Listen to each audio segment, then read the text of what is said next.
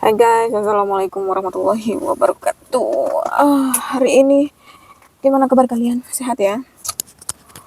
Aduh, hari ini capek banget. Adalah ini hari ini ya, itu termasuk hari yang sangat melelahkan karena nenek yang aku jaga atau pupu ya, dia tuh masuk rumah sakit guys. Jadi mau nggak mau aku harus bolak-balik ke rumah sakit untuk jenguk ya masa karena nenek aku tuh tipenya orang yang gak suka hmm, masak-masakan dari rumah sakit ya.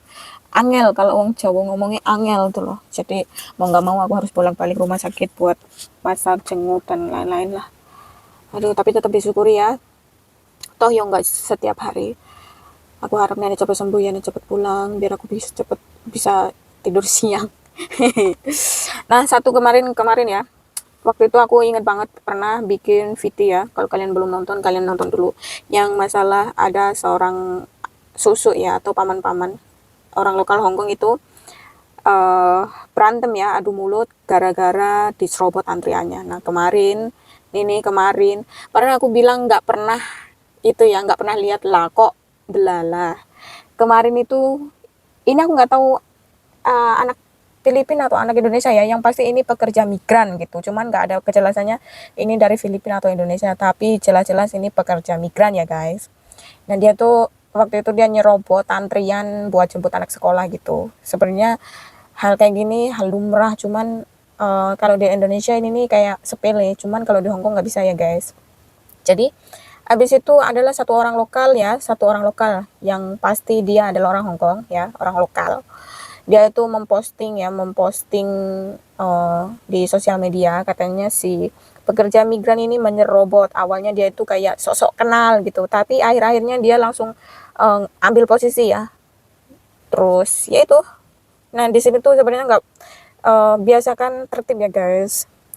Toh yo nanti itu juga kok anaknya juga pasti kembali ke kamu kok, nggak hilang juga gitu loh. Jadi budayakan antri ya. Aku harap ini bukan CC Indonesia sih.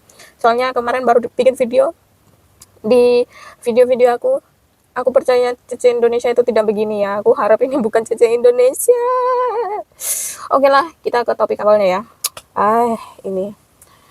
Ini ketakutan para ibu-ibu di luar sana yang notabene bekerja di luar rumah ya, atau ibunya yang menjadi PMI, entah itu di Hong Kong, Taiwan, Singapura, atau Malaysia, dan dimanapun itu berada, yang mempunyai anak gadis atau menuju remaja ya, ini pasti sangat mengkhawatirkan sekali.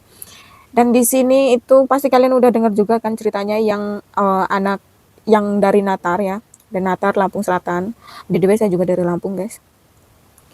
Dari di keterangannya ini nih berada di Natar ya, lokasinya ada di Natar, Lampung Selatan. Nah ibunya ini baru berangkat ke Taiwan, itu tuh baru habis potongan ya. Kalau dia bilang habis potongan berarti belum ada 1 tahun ya guys, dia tuh baru aja gitu. Jadi anaknya ini umur 10 tahun ditinggalin sama bapaknya di rumah. Tapi yang nggak disangka-sangka adalah bapaknya tuh kayak hajingan gitu.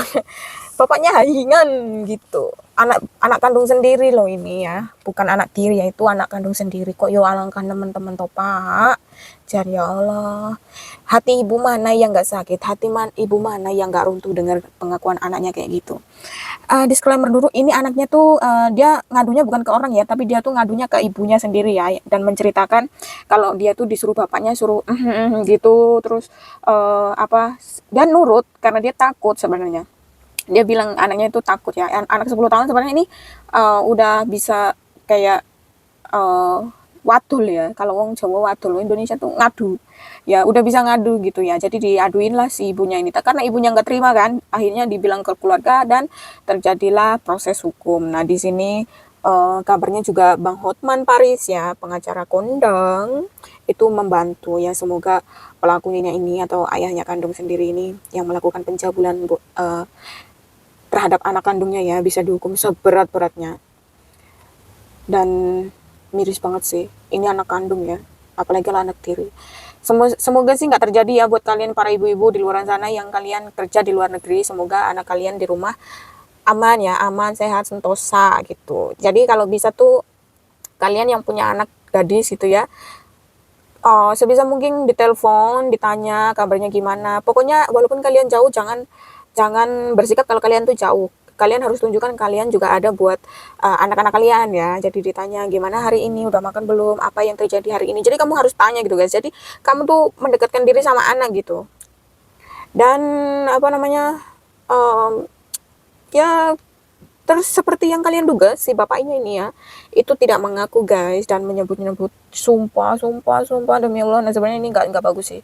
Kalau kalian nggak ngelakuin, jangan masalah, tapi kalau ngelakuin dan ini menurut kalian anaknya ini bohong atau jujur nggak sih guys? Cuman kalau asumsiku ya, buat apa juga gitu loh anaknya kalau nggak benar, terus abis itu dia ngomong kayak gitu, seolah-olah dia benci banget sama ayahnya kayak gitu, kalau nggak ada itu apa namanya alasan ya. Apalagi anaknya ini bilang dia sering digebukin juga kan.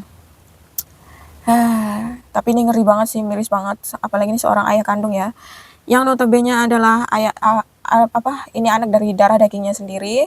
Dia melihat saat dilahirkan, dibesarkan dan apapun itu setelah dewasa yang baru berumur 10 tahun dan akhirnya dicabulin lah. Ya Allah, semoga anaknya nggak trauma ya. Tapi sih dari pas ditanya sama Kapolda itu, si anaknya ini benar-benar udah takut, udah benci sama ayahnya, ya udah nggak mau ketemu. Tapi ini wajar aja sih kalau emang benar terjadi, karena ini udah iblis banget, ini di atasnya iblis kayaknya. Soalnya ini orang tua sendiri loh, ya kan.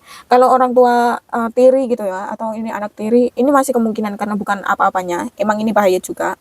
Jadi kalian di luar sana juga perlu hati-hati yang menikah lagi dan kalian punya anak gadis ya, perlu diperhatikan apa yang terjadi di rumah atau gimana, dan jangan sebisa mungkin kalian mendekatkan diri sama anak kalian lah, supaya anak kalian itu terbuka sama kalian gitu loh.